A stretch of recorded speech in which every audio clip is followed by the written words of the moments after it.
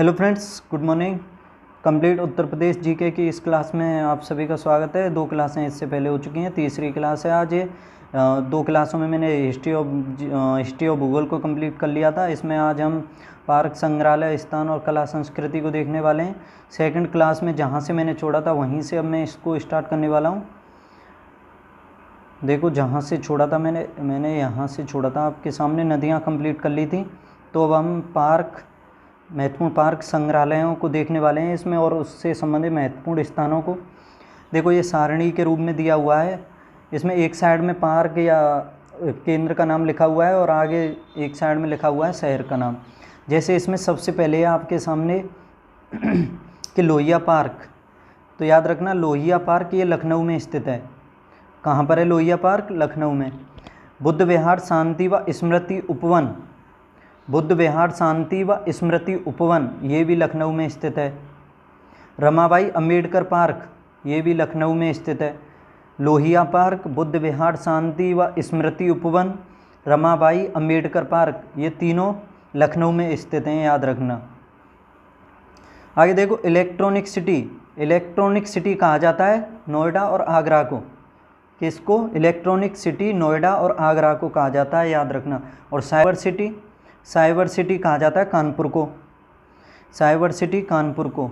अब ये देखो, सूचना प्रौद्योगिकी पार्क कहाँ कहाँ पर स्थित हैं? सूचना प्रौद्योगिकी पार्क इसमें दिया हुआ है नोएडा में, मुरादाबाद में, आगरा में, लखनऊ में, कानपुर में, इलाहाबाद तथा वाराणसी में। तो आपके सामने ये 7 शहर दिए हुए हैं: नोएडा, मुरादाबाद, आगरा, लखनऊ, कानपुर, इलाहाबाद और वाराणसी। ये 7 शहरों में सूचना प्रौद्योगिकी पार्क स्थित है। क्या? सूचना प्रौद्योगिकी पार्क। अच्छे से देख लेना इसे। अब आगे देखो, विज्ञान और प्रौद्योगिकी उद्यमिता पार्क। विज्ञान और प्रौद्योगिकी उद्यमिता पार्क ये कानपुर में है। कानपुर चमड़ा उद्योग के लिए भी प्रसिद्ध है, आगरा भी चमड़ा के लिए। और याद रखना, विज्ञान और प्रौद्योगिकी उद्यमिता पार्क कानपुर में है। आगे देखो, जैव प्रौद्योगिकी पार्क। जैव प्रौद्योगिकी पार्क ये लखनऊ में है। एग्रो पार्क ये बाराबंकी और वाराणसी में स्थित है। बाराबंकी और वाराणसी में एग्रो पार्क। प्लास्टिक सिटी कहा जाता है कानपुर और जौनपुर को। प्लास्टिक सिटी कानपुर और जौनपुर में स्थित है, याद रखना। अब देखो, सॉफ्टवेयर टेक्नोलॉजी पार्क, ये इम्पोर्टेंट है। सॉफ्टवेयर टेक्नोलॉजी नोएडा, आगरा, लखनऊ, कानपुर, इलाहाबाद 5 शहर प्रसिद्ध हैं सॉफ्टवेयर टेक्नोलॉजी के लिए। और यहाँ पर software technology park Noida, Agra, Lucknow, Kanpur और इलाहाबाद में स्थित हैं। आगे देखो, पूर्वी उत्तर प्रदेश का प्रथम वाटर पार्क, यानी पूर्वी उत्तर प्रदेश जो है गोरखपुर साइड, ठीक है, तो उस साइड में प्रथम वाटर पार्क गोरखपुर में स्थित है, याद रखना। राज्य का प्रथम हाईटेक पार्क ये लखनऊ में है। और राज्य स्तरीय ऊर्जा पार्क ये भी लखनऊ में, राज्य स्तरीय ऊर्जा पार्क। एशिया का प्रथम डीएनए पार्क, भारत का ही नहीं एशिया का भी पहला डीएनए पार्क ये लखनऊ में स्थित है। एशिया का प्रथम डीएनए पार्क ये लखनऊ में। आगे देखो, नाइट सफारी पार्क ये पूछा जाता है, बहुत अधिक पूछा जाता है क्वेश्चन में कि नाइट सफारी पार्क कहाँ पर स्थित है। याद रखना, night safari park greater Noida में स्थित है। राज्य का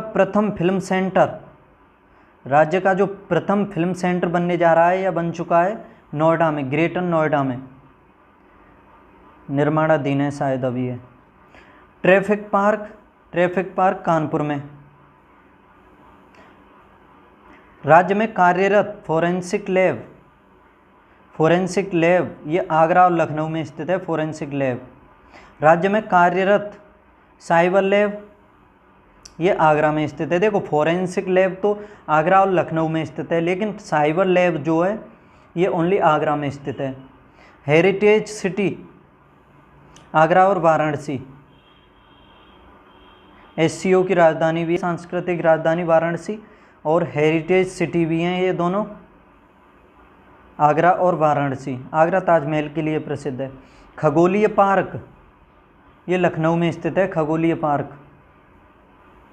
अब देखो संग्रहालय देख लो, महत्वपूर्ण।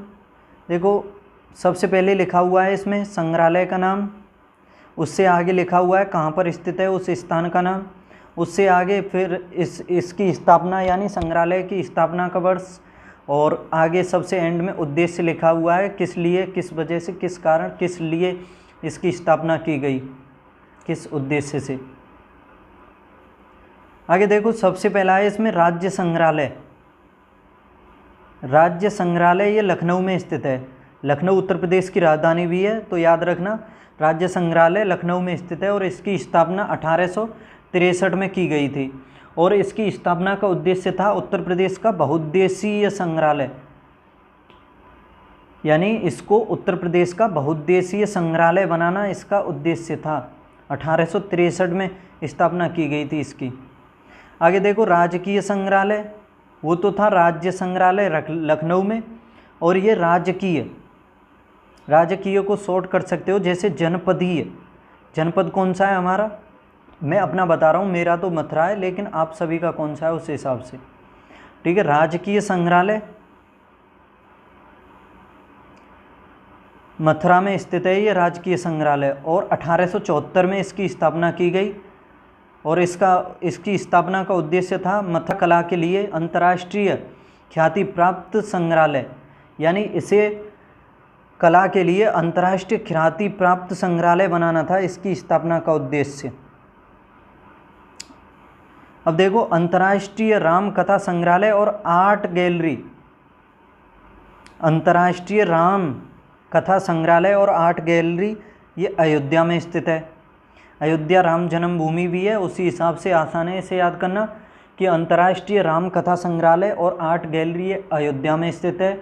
और इसकी स्थापना का वर्ष है 1988, और इसको स्थापित करने का उद्देश्य है विश्व प्रचलित राम कथाओं की कलाकृतियों का प्रदर्शन, संरक्षण और रखरखाव के लिए स्थापित, यानी इसको स्थापित करने का उद्देश्य विश्व प्रचलित राम कथाओं की कलाकृतियों का प्रदर्शन करना, संरक्षण करना और रखरखाव के लिए स्थापित करना है इन्हें। अब देखो राजकीय संग्रहालय और देख लो। एक राजकीय संग्रहालय तो मथुरा में हो गया, ये राजकीय संग्रहालय झांसी में स्थित है। इसकी स्थापना 1978 में, और इसकी स्थापना का उद्देश्य बुंदेलखंड के मध्यकालीन इतिहास को संरक्षण देने के लिए किया गया था। याद रखना इसकी स्थापना का उद्देश्य जो था बुंदेलखंड के मध्यकालीन इतिहास को संरक्षण देना था, याद रखना अच्छे से। अब देखो राजकीय बौद्ध संग्रहालय। राजकीय बौद्ध संग्रहालय ये गोरखपुर में स्थित है और 1988 में इसकी स्थापना। बौद्ध धर्म के प्रसार प्रचार के लिए इसकी स्थापना का महत्वपूर्ण उद्देश्य है बौद्ध धर्म का प्रसार प्रचार करना। आगे देखो लोक कला संग्रहालय। लोक कला संग्रहालय ये लखनऊ में स्थित है। राज्य संग्रहालय लखनऊ में, लोक कला संग्रहालय ये लखनऊ में, और इसकी स्थापना का उद्देश्य उत्तर प्रदेश में प्रचलित सभी लोक कलाओं का प्रदर्शन, संरक्षण और प्रचार प्रसार करना है। याद रखना उत्तर प्रदेश में प्रचलित सभी जो लोक कलाएँ होती हैं उसका प्रदर्शन, संरक्षण और प्रसार प्रचार करना लोक कला संग्रहालय का लखनऊ में स्थापना करने का उद्देश्य है। अब ये जनपदीय संग्रहालय और देखो, जनपदीय संग्रहालय ये सुल्तानपुर का है और इसकी स्थापना का वर्ष है 1989 में, और इसकी स्थापना का उद्देश्य है जनपद से प्राप्त प्राचीन संप्रदायों का संरक्षण और प्रसार प्रचार करना। याद रखना अच्छे से। आगे देखो राजकीय बौद्ध संग्रहालय और देख लो। जो राजकीय बौद्ध संग्रहालय पहला था वो तो था आपका गोरखपुर में, और ये कुशीनगर में है। कुशीनगर भी बौद्ध धर्म से संबंधित है। महापरिनिर्वाण हुआ था महात्मा बुद्ध का। याद रखना जो जीवन के अंतिम समय थे उन्होंने कुशीनगर में ही गुजारे थे। तो इसकी स्थापना हुई थी 1995 में राजकीय बौद्ध संग्रहालय की कुशीनगर में, और इसको स्थापना का उद्देश्य था अंतर्राष्ट्रीय स्तर की बौद्ध धर्म से संबंधित विभिन्न पक्षों का प्रदर्शन, संरक्षण और प्रसार प्रचार करना। जो राजकीय बौद्ध संग्रहालय कुशीनगर 1995 में स्थापित किया गया, इसको स्थापित करने का उद्देश्य था बौद्ध धर्म से संबंधित विभिन्न पक्षों का प्रदर्शन, संरक्षण और प्रसार प्रचार करना। अब देखो, राजकीय पुरातत्व संग्रहालय है ये कन्नौज में स्थित है और इसको स्थापना हुई थी 1996 में और इसकी स्थापना का उद्देश्य था मोखरी, वर्धन और प्रतिहार राजवंशों की कलाओं के सुरक्षित संरक्षण के लिए। दोबारा देखो, राजकीय पुरातत्व संग्रहालय कन्नौज में स्थित है और इसकी स्थापना 1996 में और इसकी स्थापना करने का उद्देश्य मोखरी वंश, वर्धन वंश और प्रतिहार वंश, ये तीनों राजवंशों की कलाओं के सुरक्षित संरक्षण के लिए इसकी स्थापना की गई थी। अब राजकीय स्वतंत्रता संग्रहालय और ये मेरठ का है, राजकीय स्वतंत्रता संग्रहालय। इसके बारे में देखो अच्छे से, इसकी स्थापना की गई थी 1996 में, ठीक है। और इसकी स्थापना का उद्देश्य था भारत के प्रथम स्वतंत्रता संग्राम में या स्वतंत्रता संग्राम से संबंधित विभिन्न अस्त्र शस्त्रों तथा विभिन्न पहलुओं को सुरक्षित और संरक्षित रखना था। अब देखो, राजकीय जैन संग्रहालय मथुरा में स्थित है। जैसे आपको पता होगा, प्राचीन काल में मथुरा जो था जैन धर्म का प्रमुख केंद्र था और इसकी स्थापना की गई थी 2003 में और इसकी स्थापना का उद्देश्य था जैन धर्म से संबंधित विभिन्न कलाकृतियों का प्रदर्शन, संरक्षण और प्रसार प्रचार करना। जैन धर्म से संबंधित विभिन्न कलाकृतियों का प्रदर्शन, संरक्षण और उनका प्रसार प्रचार करना। 2003 में मथुरा में राजकीय जैन संग्रहालय की स्थापना करने का उद्देश्य था। डॉक्टर भीमराव अंबेडकर पुस्तकालय और संग्रहालय, इसकी स्थापना रामपुर में और 2004 में हुई थी और इसका उद्देश्य डॉक्टर भीमराव अंबेडकर से संबंधित सभी प्रकार की सामग्री का संकलन करना था, याद रखना। आगे देखो, इसमें राजकीय बौद्ध संग्रहालय ये सिद्धार्थ नगर में स्थित है। सिद्धार्थ नगर में जो पूर्वी जिला है उत्तर प्रदेश का, उत्तर पूर्वी जिला है, नेपाल सीमा पर स्थित है। राजकीय बौद्ध संग्रहालय सिद्धार्थ नगर में और इसकी स्थापना का उद्देश्य था बौद्ध धर्म से संबंधित विभिन्न कलाकृतियों का प्रदर्शन और संरक्षण और प्रसार प्रचार करना। अब उत्तर प्रदेश की कला और संस्कृति के बारे में देखो। सबसे पहले इसमें देखते हैं शास्त्रीय गायन और वादन को, यानी जो शास्त्रीय गायन और वादन होता है उसको देखते हैं। सबसे पहले इसमें महत्वपूर्ण तथ्य आपके सामने कि प्राचीन काल में रचित भरत मुनि का नाट्य शास्त्र, जो भरत मुनि द्वारा रचित, भरत मुनि के द्वारा जिसकी रचना की गई, यानी नाट्य शास्त्र की उत्तरी भारत के संगीतज्ञों की बाइबल कहा जाता है। इसे भरत मुनि द्वारा रचित नाट्य शास्त्र को संगीतज्ञों का बाइबल कहा जाता है। बाइबल किसे कहा जाता है? संगीतज्ञों का। तो याद रखना नाट्य शास्त्र को। महाप्रभु वल्लभाचार्य ने मथुरा वृंदावन में पुष्टि संप्रदाय की स्थापना की थी। किसकी स्थापना की थी? महाप्रभु वल्लभाचार्य ने। तो याद रखना ये स्थापना की थी पुष्टि संप्रदाय की। वल्लभाचार्य एक संप्रदाय से और संबंधित हैं, वो बता दो कोई जानता हो तो। विठलनाथ ने कृष्णलीला गायन संप्रदाय के रूप में अष्टछाप कवियों की स्थापना की थी।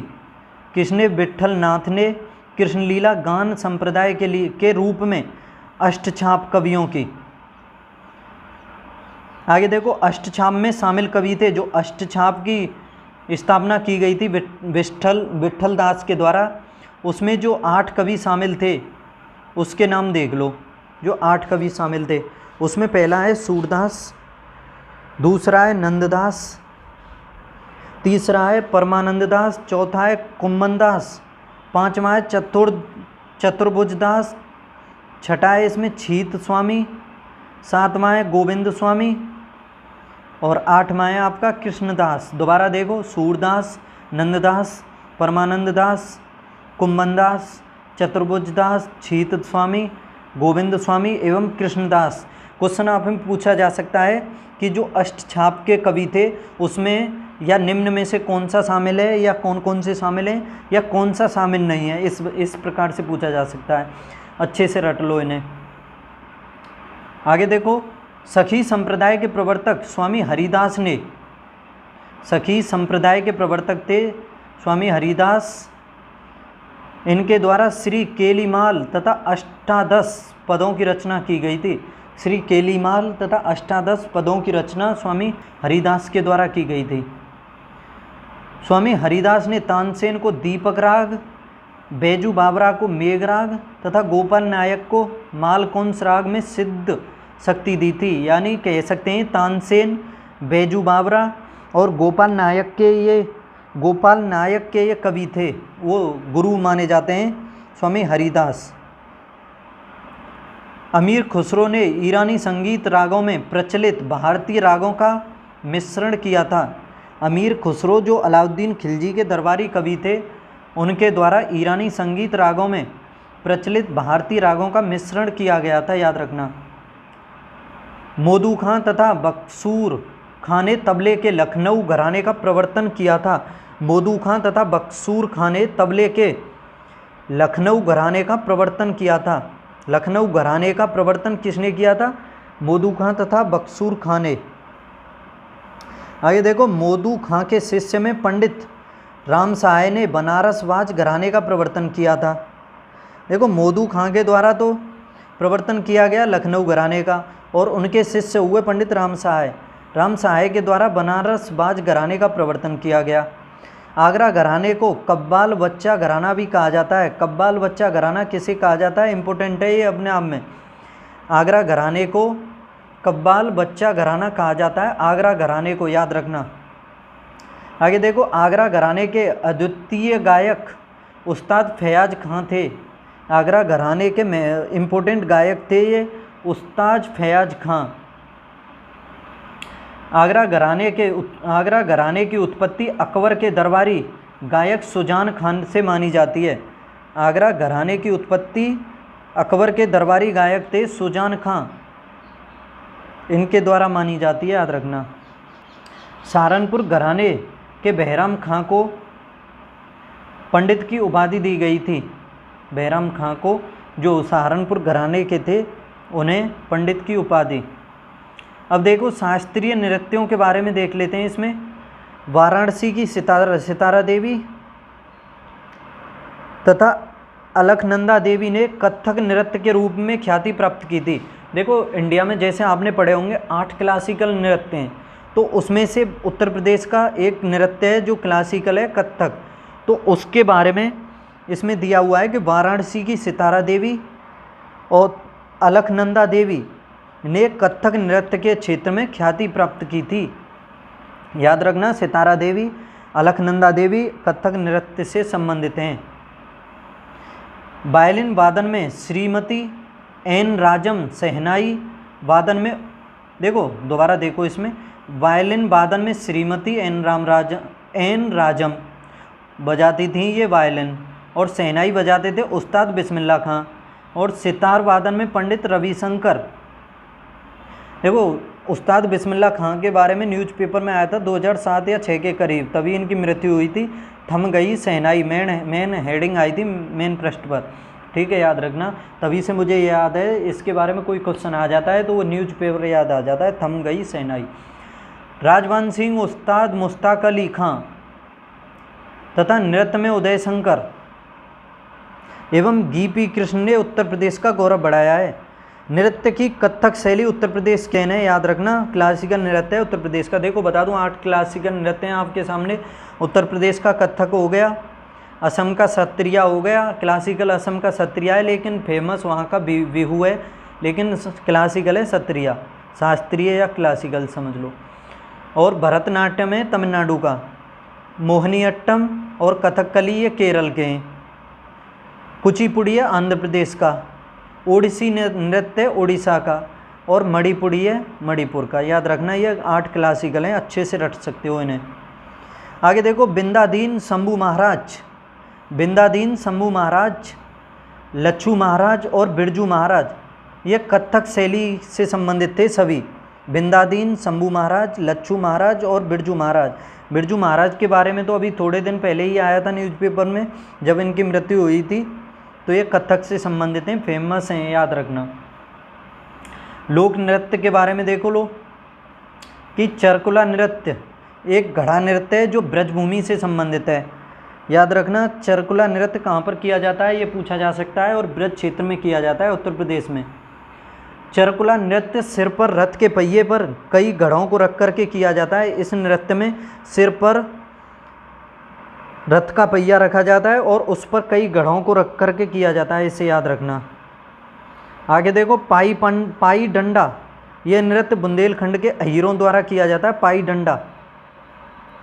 राई नृत्य, ये भी इम्पोर्टेंट है, ये भी पूछा जाता है कि बुंदेलखंड की महिलाओं का मयूर नृत्य, इसे श्री कृष्ण जन्माष्टमी के अवसर पर करती हैं। याद रखना, जब श्री कृष्ण की जन्माष्टमी होती है भादों की अष्टमी को, तो उसी अवसर पर ये बुंदेलखंड की महिलाओं के द्वारा राई नृत्य किया जाता है, और ये वहाँ की महिलाओं का मयूर नृत्य भी है। सेरा नृत्य बुंदेलखंड क्षेत्र के हमीरपुर में, झांसी में तथा ललितपुर जिले में किया जाता है, ये फेमस है वहाँ का। और यह नृत्य वर्षा ऋतु में कृषक समुदाय के युवा लड़कों एवं लड़कियों द्वारा हाथ में डंडा लेकर किया जाता है, और इस नृत्य में फसल को सफलतापूर्वक काटने के लिए वैदिक देवता इंद्र की पूजा की जाती है। याद रखना, सेरा नृत्य जो है इसमें बुंदेलखंड के हमीरपुर, झांसी और ललितपुर में लड़के लड़कियों के द्वारा हाथ में डंडा लेकर के किया जाता है ये, और इसमें वैदिक देवता इंद्र की पूजा की जाती है और आशीर्वाद प्राप्त किया जाता है। आगे देखो, दीपावली नृत्य, ये बुंदेलखंडी अहीरों द्वारा दीपावली के अवसर पर प्रज्वलित दीपों को सिर पर रख करके किया जाता है। वैसे तो दीपावली संपूर्ण उत्तर प्रदेश, संपूर्ण भारत में मनाई जाती है, लेकिन इसका जो नृत्य है ये बुंदेलखंडी अहीरों द्वारा दीपावली के अवसर पर प्रज्वलित दीपों को सिर पर रख करके मनाया जाता है। दो समूहों के मध्य प्रतियोगिता स्वरूप गायन को ख्याल कहते हैं। याद रखना, जो दो समूहों के मध्य यानी प्रतियोगिता के रूप में गायन किया जाता है उसको ख्याल कहते हैं। कार्तिक गीत नृत्य, यह प्रदेश के बुंदेलखंड क्षेत्र में किया जाता है। कार्तिक गीत नृत्य में श्री कृष्ण तथा गोपियों के संबंधों का वर्णन किया जाता है। जो कार्तिक गीत नृत्य होता है उसमें श्री कृष्ण और गोपियों के मध्य जो संबंध था उसको दर्शाया जाता है। अब आगे देखो, इसमें धोबिया राग नृत्य, धोबिया राग नृत्य प्रदेश की धोबी जाति द्वारा किया जाता है। सिंपल है, ये याद करना, धोबी जाति के द्वारा धोबिया राग नृत्य को किया जाता है उत्तर प्रदेश में। क्वार जाति द्वारा मांगलिक अवसर पर किए जाने वाले नृत्य को नटवरी नृत्य कहते हैं। नटवरी नृत्य जो है क्वार जाति के द्वारा किया जाता है।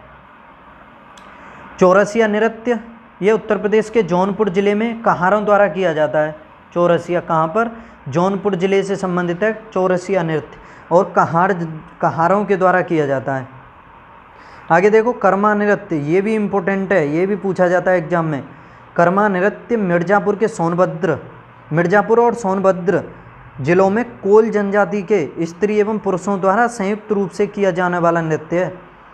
कर्मा नृत्य मिर्जापुर और सोनभद्र में किया जाता है और कोल जनजाति के द्वारा किया जाता है। याद रखना, पुरुष और स्त्री दोनों शामिल होते हैं इसमें। अब लोक नाट्य के बारे में देख लो। लोक नाट्य के बारे में कि उत्तर प्रदेश में सबसे प्रचलित लोक नृत्य नौटंकी है। लोक नृत्य नौटंकी उत्तर प्रदेश में किया जाता है। याद रखना, उत्तर प्रदेश में सबसे प्रचलित ये हो गया। उत्तर प्रदेश में नौटंकी रामलीला का आयोजन सितंबर अक्टूबर माह में नवरात्रि के समय मुख्यतः किया जाता है। याद रखना, रामलीला का आयोजन अक्टूबर मास में, सितंबर या अक्टूबर मास में किया जाता है। रामलीला में भगवान राम के जीवन दर्शन की घटनाओं का मंचन किया जाता है, यानी इसमें कह सकते हैं कि भगवान राम की जीवन घटनाओं को दिखाया जाता है। अब लोकगीत के बारे में देखो कि बिरहा, चैती, ढोला, कजरी, रसिया, आला, पूरन, भगत और भर्तहरी उत्तर प्रदेश के प्रमुख लोकगीत हैं। एक सेकंड पानी पी लेता हूँ।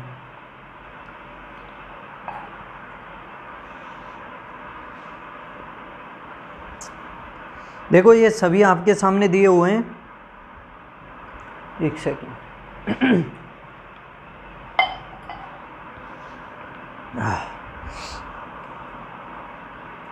कि बिरहा, चैती, ढोला।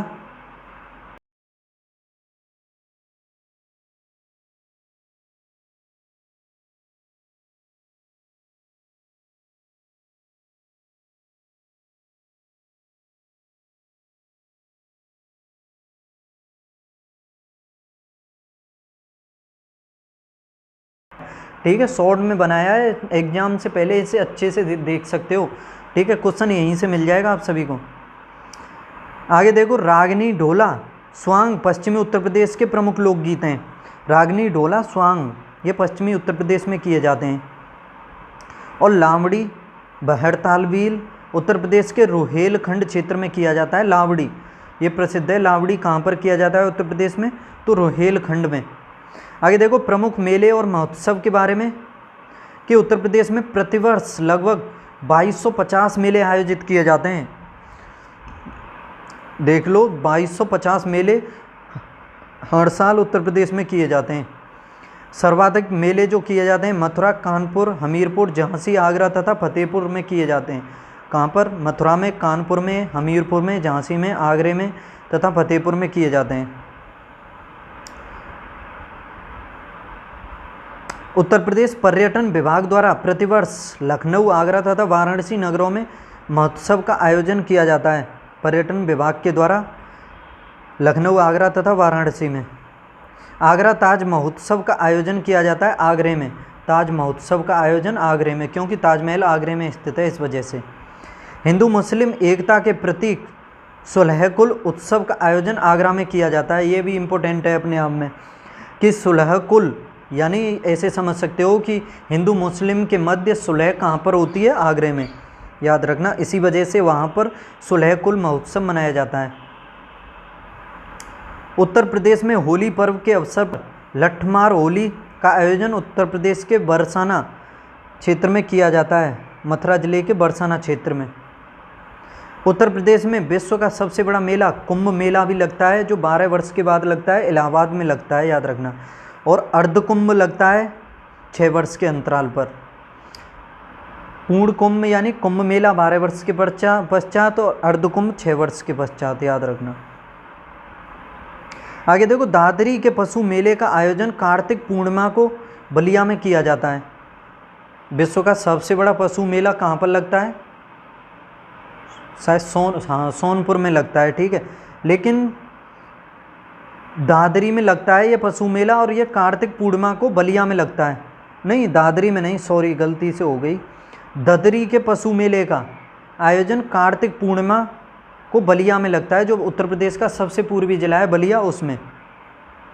इलाहाबाद में प्रतिवर्ष माघ मेले का आयोजन किया जाता है। माघ मेला कहाँ पर? इलाहाबाद में। हरिदास जयंती समारोह एवं द्रुपद मेला भाद्रपद शुक्ल पक्ष में मथुरा में प्रतिवर्ष लगता है। ये पूछा जाता है कि द्रुपद मेला कहाँ पर लगता है? मथुरा में लगता है, और भाद्रपद शुक्ल पक्ष में लगता है, प्रतिवर्ष लगता है, जिसमें श्रेष्ठ संगीतज्ञ भाग लेते हैं, याद रखना। लोक बोलियाँ देख लो, प्रमुख बोलियाँ हैं इसमें कि प्रदेश में सबसे अधिक बोली जाने वाली भाषा या बोली या उपबोली भोजपुरी है। भोजपुरी सबसे अधिक उत्तर प्रदेश में बोली जाती है। पूर्वी दिल्ली, मेरठ, बागपत, मुजफ्फरनगर, गाजियाबाद, गौतम बुद्ध नगर ये प्रमुख क्षेत्र हैं जहाँ पर खड़ी बोली बोली जाती है। दिल्ली, मेरठ, बागपत, मुजफ्फरनगर, गाजियाबाद, गौतम बुद्ध नगर ये सभी क्षेत्रों पर खड़ी बोली का जनक माना जाता है, कह सकते हैं अमीर खुसरो को, याद रखना। तबला और सितार का भी उन्होंने ही किया था आविष्कार। आगे देखो, फैजाबाद, गोंडा, श्रावस्ती, लखनऊ, अमेठी, इलाहाबाद आदि अवध बोली का क्षेत्र है। अवध बोली जो बोली जाती है फैजाबाद, गोंडा और श्रावस्ती, लखनऊ, अमेठी, इलाहाबाद इस क्षेत्रों में बोली जाती है। मथुरा, अलीगढ़, आगरा, फिरोजाबाद, बरेली आदि ये जो क्षेत्र हैं यहाँ पर ब्रज बोली भी बोली जाती है। ब्रज क्षेत्र यहीं पर शामिल है। मथुरा, अलीगढ़, आगरा, फिरोजाबाद, बरेली ये सभी ब्रज क्षेत्र के अंतर्गत आ। कन्नौज, इटावा, औरैया, कानपुर आदि क्षेत्रों में कन्नौजी बोली जाती है। कहाँ पर? कन्नौजी भाषा जो बोली जाती है, कन्नौज, इटावा, औरैया, कानपुर ये बोली जाती है कन्नौजी भाषा यहाँ पर। कन्नौजी भाषा और ब्रज भाषा में काफ़ी समानता है। कन्नौजी भाषा और ब्रज भाषा में समानता पाई जाती है। झांसी, ललितपुर, हमीरपुर, चित्रकूट जो उत्तर प्रदेश के दक्षिणी ज़िले हैं, उत्तर मध्य प्रदेश की सीमा जो बनाते हैं, यहाँ पर बोली जाती है बुंदेली भाषा, क्योंकि बुंदेलखंड क्षेत्र है अधिक। तो झांसी, ललितपुर, हमीरपुर, चित्रकूट में बुंदेली भाषा बोली जाती है। आगे देखो, आखिरी क्वेश्चन है इस क्लास का। आखिरी तथ्य है कि उत्तर प्रदेश में सबसे कम बोली जाने वाली भाषा, सबसे कम बोली जाने वाली भाषा है या उपबोली है बघेली। सबसे अधिक है भोजपुरी, सबसे कम बघेली। ठीक है, तो इस तरह से ये संपूर्ण जीके यानी उत्तर प्रदेश कंप्लीट नोट्स इस तरह से कंप्लीट होते हैं। 3 क्लासों में मैंने कंप्लीट कर दिए। तो आप सभी से अनुरोध है मेरा कि इन तीनों क्लासों को आप अच्छे से रट लो। आप सभी को क्वेश्चन उत्तर प्रदेश से संबंधित कोई भी क्वेश्चन आएगा तो यहीं से मिल जाएगा। ठीक है, अच्छे से रट लो। इजी से लेकर के थोड़े मॉडरेट क्वेश्चन है इसी में, और तथ्यों के रूप में आगे पढ़ो। और अच्छी ऐसी क्लासें लाते रहूँगा आपके सामने। क्लास अच्छी लगी हो तो लाइक शेयर ज़रूर करें, और चैनल को सब्सक्राइब नहीं किया है तो चैनल को भी सब्सक्राइब कर लें। पढ़ते रहें, हंसते खेलते कूदते मुस्कुराते रहें। बाय।